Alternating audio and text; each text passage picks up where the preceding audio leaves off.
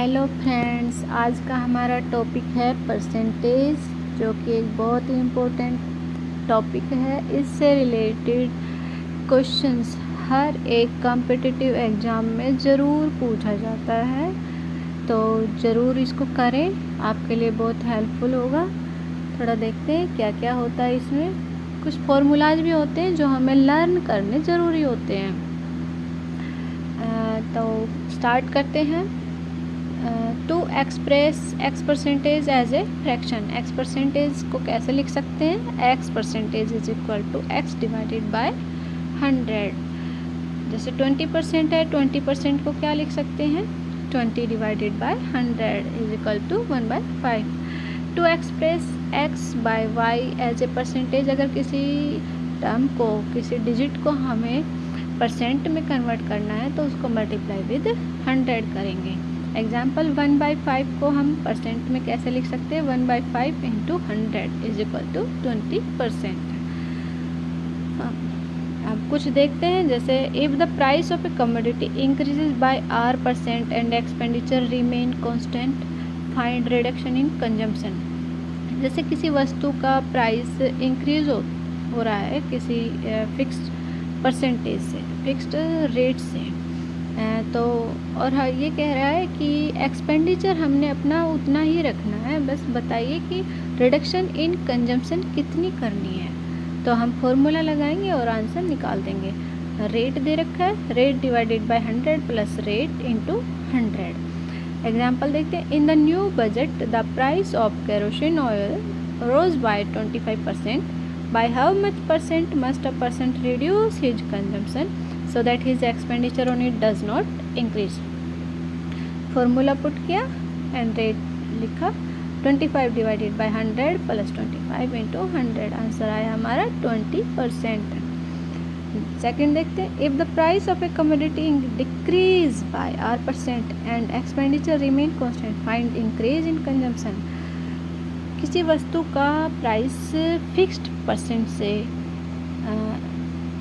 Decrease हो रहा है और हमें अपनी एक्सपेंडिचर रिमेन रखना है, जितना हमारा चल रहा है उतना ही रखना है। अब बताइए हमें अपना कंजम्पशन कितना करना है, कितना बढ़ा देना है जब किसी वस्तु की रेट में कमी आ रही है। तो एग्जाम्पल के थ्रू हम इसको समझते हैं। The price of milk reduced by 30%, by how much a person increase his consumption so that his expenditure on it does not decrease। Expenditure उतना ही होना चाहिए।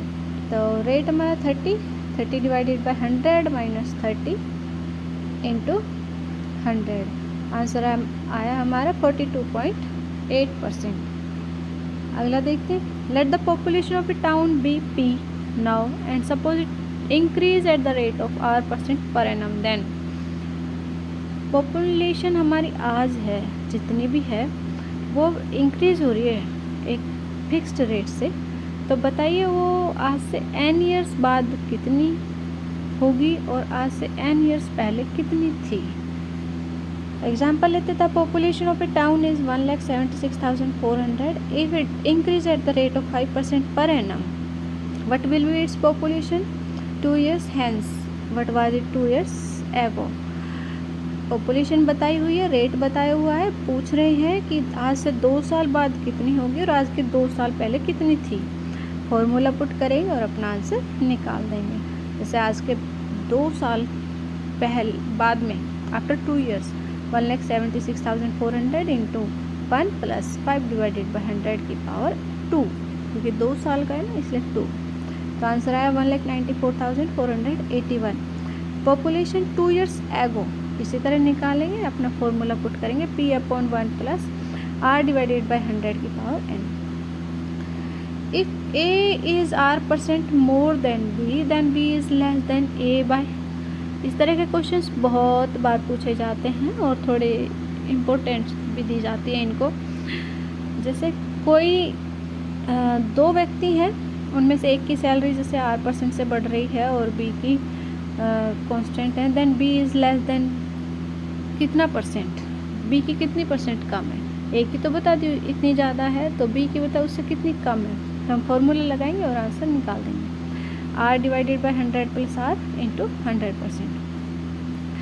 अब इस तरह जैसे b is more than by a by, अगर b का ज़्यादा हो रहा है तो उसको 100 माइनस r करके इस तरह फॉर्मूला लगाएंगे। Example, if a earns 20% more than b, how much percent does b earn less than a? a 20% ज़्यादा कमा रहा है b से, b जितना कमा रहा है उसे a 20% ज़्यादा कमा रहा है, तो बताइए b कितना कम कमा रहा है a से। फॉर्मूला लगाया, 20 divided by 100 plus 20 into 100, answer आया 16.67%।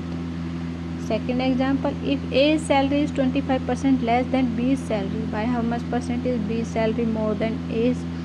बोल रहे हैं कि ए की सैलरी बी से 25% कम है। अब बताइए कि बी की सैलरी ए से कितनी परसेंट ज़्यादा है। फॉर्मूला लिया, हमने अपनी टर्म यूज़ की और आंसर निकाला, आंसर आया 33.33%। अब कुछ चीज़ें हैं, कुछ ट्रिक्स हैं जो तुम्हें याद रखनी है, जैसे कि 1/2 कितना होता है 50, 1/3 33.33% में देखना है। ये जैसे 100 को हम बेस लेके चलते सेंट 100, उसमें देखना है 1/4 इंटू 100 25 होता है, 1/5 into 100 20, 1/6 into 100 16.67, 1/7 into 100 14.28, 1/8 into 100 12.5, 1/9 into 100 11.11, 1/10 into 100 10। ये तुम्हें याद करना है, बहुत हेल्पफुल होगा तुम्हारे एग्ज़ाम में ये। Thank you for watching this video. Please channel को सब्सक्राइब ज़रूर कर लें, बहुत हेल्प मिलेगी आपको इसमें।